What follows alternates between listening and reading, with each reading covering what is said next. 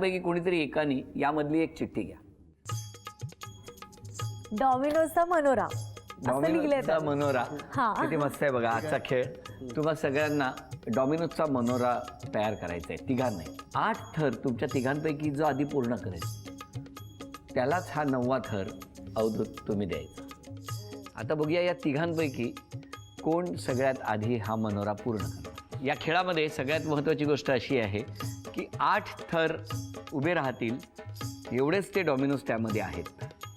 त्यामुळे जर एखाद्याचा मनोरा पडला तर तेवढेच पीस तुमच्याकडे परत गोळा करायला पाहिजेत पुन्हा प्रयत्न करण्यासाठी.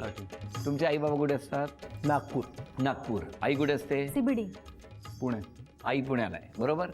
तुमच्या तिघांपैकी जे कोणी आज हा खेळ पूर्ण करणार ते आईसाठी त्या पैठणीचा मान पटकावणार.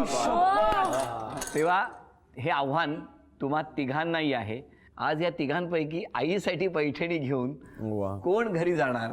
1 2 3 सावकाश खेळा.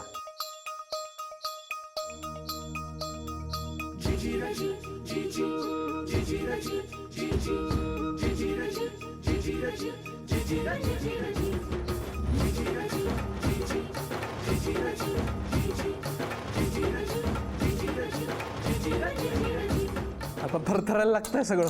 5 गौरीचे 5 थर पूर्ण झाले.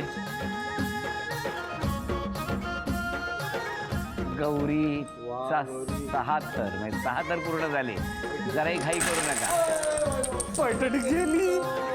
गौरी 7 थर पूर्ण.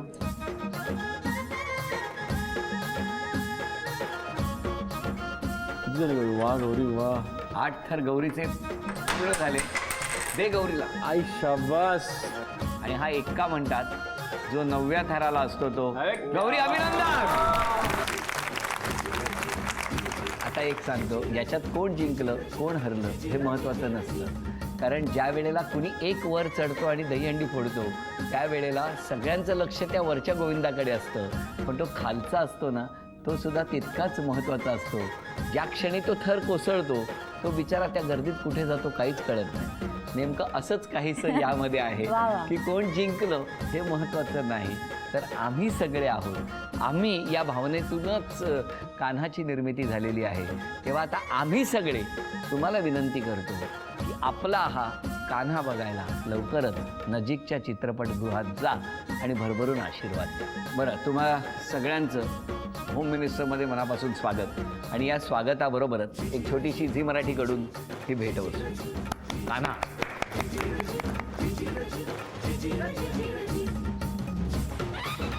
माझ्यासाठी हेअरकट केली का असं माझ्या बर्थडेसाठी वगैरे स्पेशल? असं ह्याने विचारलं. फार बारीक लक्ष होतं तुमचं. मग त्याच्यानंतर ह्यांच्या कझिनचं लग्न होतं. मग ह्यांनी इन्व्हिटेशन दिलेलं. मग ह्यांच्या ऑफिसमधून 3 जण येणार होते. मग ऐनवेळी त्याच दिवशी दोघांचं कॅन्सल झालं. मग मी ह्यांना बोलले मग माझ्यासोबत कोणीच नाही यायला, मी कशी येणार एकटी? तर ते बोलले मी करतो अरेंज, 1 जण तू ये मग त्याच्यासोबत. मग काय केलं? मग ते अरेंज केलं. मग आम्ही गेलो तिकडे.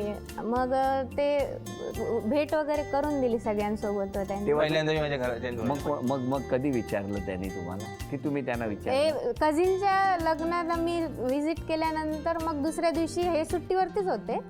मग मला फोन आला की तू भेट मला तुला भेटायचंय म्हणून. मग मी ऑफिसमध्येच होते. मग आम्ही हॉटेलमध्ये भेटलो. मला अंदाज आलेला की असं काहीतरी होतं. मग ते स्पेशली बोलवलं आणि बिहेवियर वरून कळालं. लग्नाच्या सगळ्यांची भेट वगैरे करून दिली वगैरे. वेगळे वागत होते. हा म्हणून. आणि मी असं माझ्या भावाला सांगितलं पण की मला असं असं बोलवलंय. मग मला डाऊट वाटतं ते हेच बोलायला बोलवलंय काही ते. असं भावाला बोललात तुम्ही? हा. भाऊ बोलला बघ काय बोलतो, जाऊन तर ये मग कळेल काय करायचं. मोठा आहे माझा भाऊ. अच्छा. ऍक्च्युली मला तेव्हा भावाशी फार हे होतं, म्हणजे मी खूप घाबरायची. म्हणून मग ते थोडंसं होतं. मग त्याने मग मी म्हणलं गेले तर हे आधी काय बोलतच नव्हते. बसून राहिलो आम्ही. त्या दिवशी म्हणजे दुसऱ्या दिवशी मी घेतलो हिला भेटायला. आम्ही हॉटेलमध्ये गेलो. पहिले 10 मिनिटं नुसते चेहरा बघण्यातच गेलं. ऑर्डर बोलवण्यात, हे घेऊया ते घेऊया काय, पण माझ्या तोंडातून शब्दच निघत नव्हता. जे बोललो मी ते 5 मिनिटात धडधड बोलून टाकलं. त्या 5 मिनिटांमुळे आता डबे काढावे लागतायत फळीवर. बोला आता. मी तिला बोललो की मी म्हणजे 2 वर्षापासून आपण भेटतोय आणि या 2 वर्षामध्ये मला असं जाणवलं की माझ्यासाठी जी योग्य मुलगी असेल ती तूच आहे आणि मला तुझ्याबद्दल खूप फिलिंग्स आहेत म्हणून, तर तू माझ्याशी लग्न करशील का? एवढं बोललात 5 मिनिटात? म्हणजे आणि अजून काही बोललो पण मला आता आठवत नाही. करशील असं नाही बोलले, मला तू आवडते असं. मला तू आवडते असं बोल. एवढंच. मग पुढे तुम्ही काय म्हणालात? मग मला काय माहिती, मला काही रिएक्शन कळालंच नाही. मी डायरेक्ट विचारलं मग काय कधीपासून व्हायला लागलं? मी डॉक्टरकडे तपासायला आल्यासारखं विचारताय तुम्ही. साधारण डोकं कधीपासून दुखतंय तुमचं? मग म्हणजे असं कधीपासून फील व्हायला लागलं असं असं तुम्ही विचारलं. विचारलं. मग काय म्हणाले ते?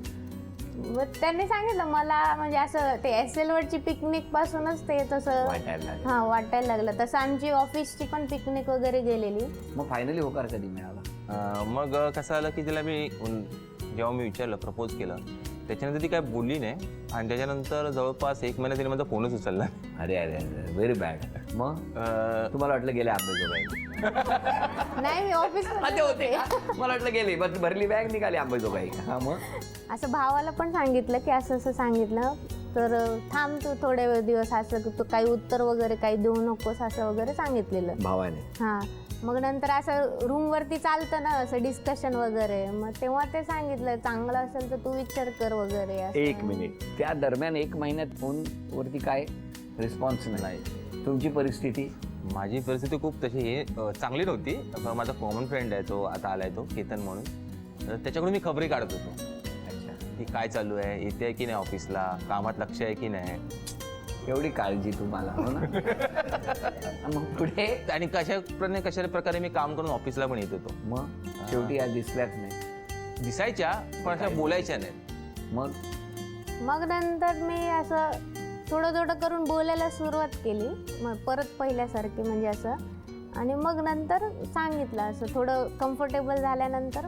पण मग घरून तुमच्या होकार होता? नाही, यांना होकार दिला पण घरून होकार नव्हता. होकार इन द सेन्स आम्ही फ्रीली असं भेटी गाठी वगैरे सुरुवात केली परत ॲज अ फ्रेंड म्हणून ते सगळं. हा. पण मग घरी कधी कळलं तुमच्या? घरी ऍक्च्युली आधी भावाला एकदा सांगून बघितलेलं, तर भावाने असंच क्रॉस चेक करण्यासाठी आईला वगैरे विचारलं होतं की असं दुसऱ्यासोबत वगैरे केलं तर वगैरे असं आयडिया घेतली, तर ते लोक आधी नाहीच बोलले. अरे मग आणि माझ्या भावाचं लग्न चालू होतं बघायचं वगैरे, तर मी म्हणलं त्याचं होऊ दे, मग तोपर्यंत मी थांबते. मग फायनली होकार लग्न कधी झालं? 15 डिसेंबरला 2014 मध्ये. मग दोघांच्याही घरातली लोक होती त्या लग्नाला? हो हो होती. म्हणजे घरनं कन्व्हिन्स ऍक्च्युली करून झालं? आम्ही कन्व्हिन्स करूनच करायचं होतं. Very good. मग झाले कन्व्हिन्स? हो हो. चला व्हेरी गुड. अशा तऱ्हेने लग्न झालेलं आहे आणि आता वर्ष पूर्ण झालं, हो की नाही? 1.5 वर्ष. हो ना. कसे वागतात आता? पूर्वीसारखेच वागतात की काय बदलले? ते थोडस नवरेपणा येतच आता, काय करणार. काय करता हो नवरेपणाचा? काय आता मला समजतच नाही नवरेपणा काय असतो. जरा सांगा हो, नवरेपणा काय असतो, लवकर सांगा. म्हणजे आधी एकदम चिडचिड वगैरे नाही करायचे, आता चिडचिड वगैरे करतात. ते माहितीये थोडं ऑफिसचं प्रेशर वगैरे असतं. नवरेपणा, हा. त्याला नवरेपणा. आणि मला सांगा बायकोपणा काय असतो? बायकोपणा म्हणजे कसं, आता पहिल्यांदा जसं आपण बॅचलर होतो तेव्हा आपले डिसिजन आपण घेऊ शकतो. इथे प्रत्येक डिसिजन मध्ये बायकोचं आपण स्वतंत्र. चेहरा असा वेडावाकडा करू नका. तसं कसे केले होते तुम्ही बघितले नाही ना? हे बायकाचं ह्यांना जरा आंबेजोगाईला नेऊन ये. तर या टप्प्यावरती पहिला खेळ कुठला बघूया? बघा ना, वाचा. काळेपेटीचा मनोरा. काळेपेटीचा मनोरा रचायचा आहे. 4 टप्पे झाले की 1000 रुपयाचं बक्षीस आणि 4 टप्प्यानंतर प्रत्येक टप्प्याला 200 रुपयाचं बक्षीस वाढ होत जाणार. हा,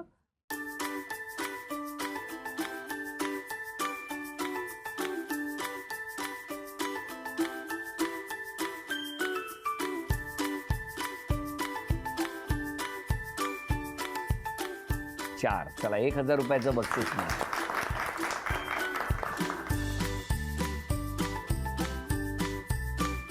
5, 1200.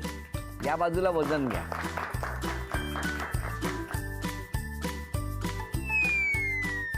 1200 रुपयाचं बक्षीस मिळालं अभिनय. शॉर्ट टेम्पर्ड है। हे कळलं नाही एक नंबर प्लॅटफॉर्म ये तो तेव्हा चांगली होती. हमेशा होता ना वो एक कहावत है वो ट्रेलर अलग होता पिक्चर अलग होता। आता बघा केवढं बोलतायत हा मला ना अक्षरशः अरे मैं क्या बोलूं उधर मुझे तो मराठी भी नहीं आती है म्हणून मी ह्याच्यात हो हे केलं म्हटलं हो म्हटलं आणि आता बघा आता फुललाय तो एकदम